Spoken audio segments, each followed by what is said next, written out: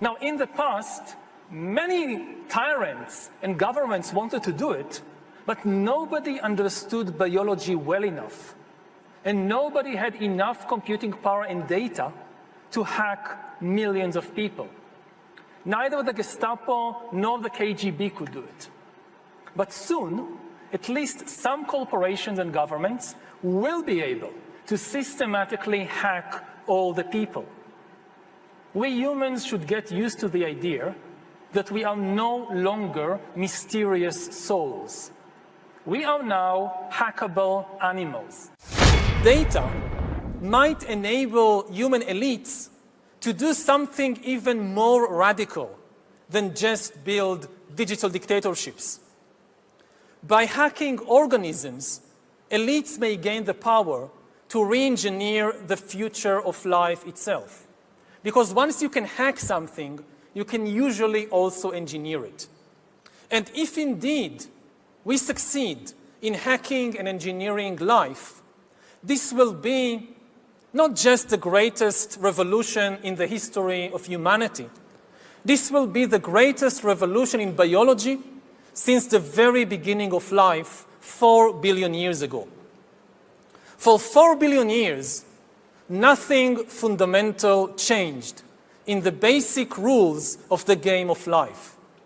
All of life, for 4 billion years, dinosaurs, amoebas, tomatoes, humans, all of life was subject to the laws of natural selection and to the laws of organic biochemistry. But this is now about to change. Science is replacing evolution by natural selection with evolution by intelligent design. Not the intelligent design of some god above the clouds, but our intelligent design and the intelligent design of our clouds, the IBM cloud, the Microsoft cloud. These are the new driving forces of evolution.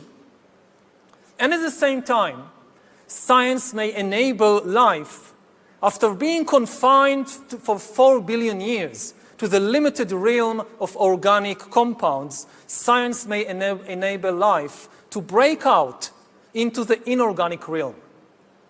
So after 4 billion years of organic life shaped by natural selection, we are entering the era of inorganic life shaped by intelligent design.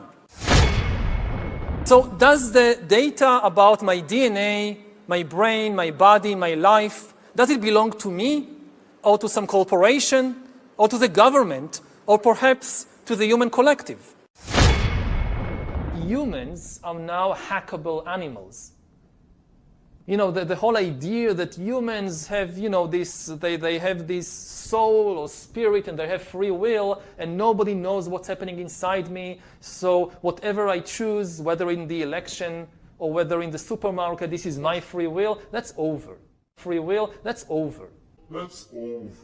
Over. Today, we have the technology to hack human beings on a massive scale. Yeah, I mean, everything is being digitalized. Everything is being monitored. In this time of crisis, you have to follow science. It's often said that you should never allow a good crisis to go to waste, because a crisis is an opportunity to also do good reforms that in normal times people will never agree to.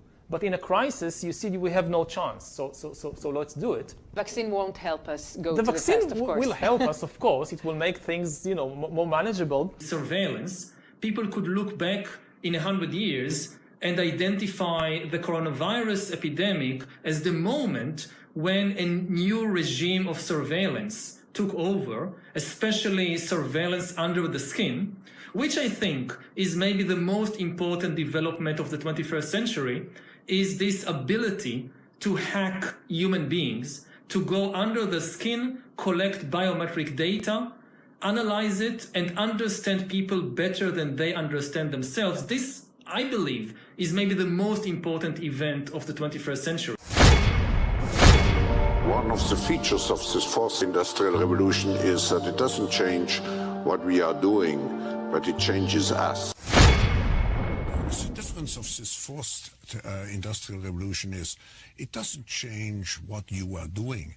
it changes you. If you take genetic editing, right. just as an example, it's you who are changed. Yeah, and of course this has a big impact on your identity. Yeah. And offers certain kinds of possibilities that have to be careful about. You know, when you began to do that kind of gene editing, some people worry that you are changing what it means to be human. That's the problem. And of course, the new industrial revolution offers us many opportunities, but it raises manifold questions on the ethical, but even legal implications. And we have to be prepared for it, and that's what we want to do in Davos next year. Talk about technology and how the ways it can be deployed, you know, that contribute to growth rather than exacerbate unemployment. How will that implement itself? It's a big question mark, because there is a fear that technology, robots, just to take one you gain element, productivity from machines. Exactly, and it replaces maybe the workforce or jobs faster than we can replace them with new jobs. Not everybody can be a robot polisher and so on, so there will be new jobs.